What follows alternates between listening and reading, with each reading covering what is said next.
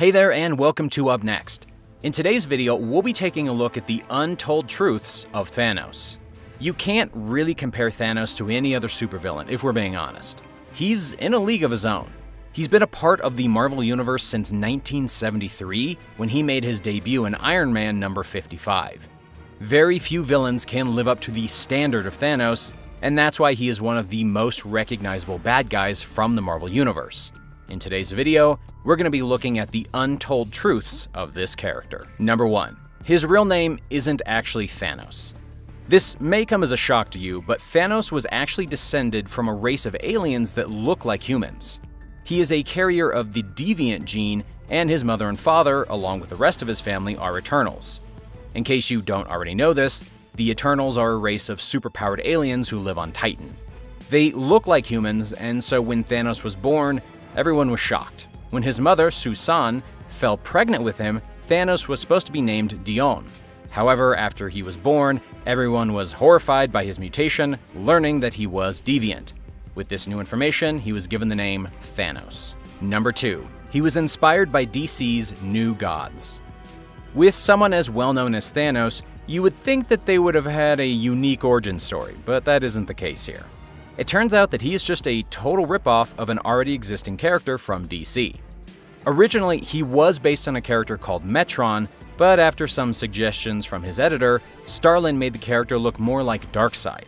Not only do they look similar, but they also have the same motivations. So it's safe to say that Thanos is just a complete copy of Darkseid, as hard as it is for us to admit it.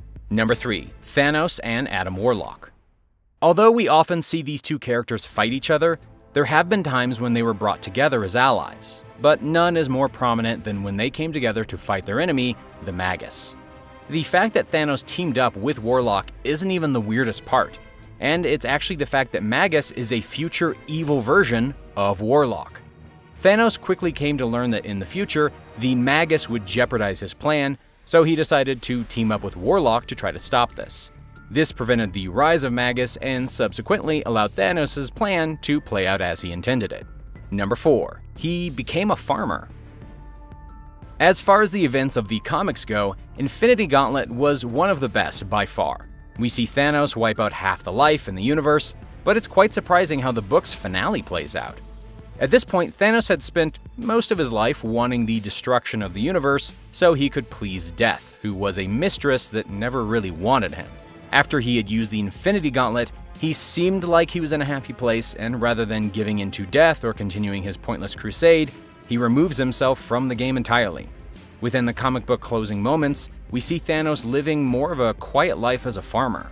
It turns out that the greatest villain in the Marvel Universe found true peace after all. Number 5. He's his own worst enemy. Thanos' negativity is one of his most notable features, but that doesn't mean that it's a good thing. On the surface, we see him as a guy that has the same goal as any other supervillain, world domination. However, his motivations are much different. He believed that in order to save the universe, half of it had to die. He had real negativity towards life, which applied to himself as well. He didn't really believe he was worthy. This is why he was always defeated.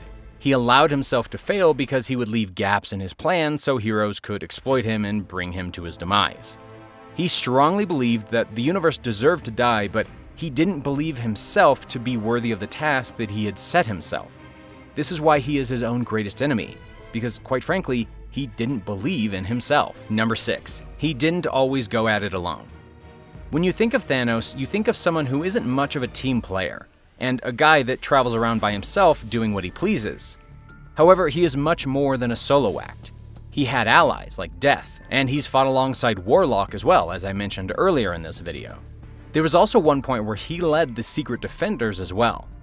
Although it's a short story, he did lead this team for a short period of time. The Secret Defenders were his team, and he tasked them to hunt down intergalactic messiahs and eliminate them. As soon as his plan was complete though, Thanos abandoned his team on a planet and left them there to die in true Thanos fashion. Number 7. He'll never be as loved as his brother. No matter how much Thanos does to impress people, and no matter how many times he's allied with the good guys, he will never be as loved as his brother, Star Fox, also named Eros, who is an easygoing, carefree flirt. He has a charming personality that is only amplified by his superpowers, which includes a sort of a pheromone effect. He can make people feel joy and effectively draw them towards him. Star Fox is completely different from his brother Thanos, and that's a good thing. Can you imagine if these two brothers were the same and then they teamed up? Number 8. He was in a love triangle with Deadpool. Everything that Thanos did was in service of his one true love, death. His relationship with her was pretty complex, but he was always willing to do whatever she said so he could win her over. She was always demanding him to do things, but he was always falling short. But he probably would have had a lot more luck in gaining her love if he didn't have competition. It turns out that Deadpool developed an attraction to death, and she was also attracted to him. Naturally, Thanos wasn't going to have any of it, and he used his powers to curse Deadpool with immortality. Thanos knew what he was doing by cursing him with immortality, because it meant that Deadpool could never truly be with death. Clever. A true blessing in disguise. That's all for today though. What'd you think of today's video? Let us know in the comments below. But with that being said, this is the end of the video, so I'll see you in the next one.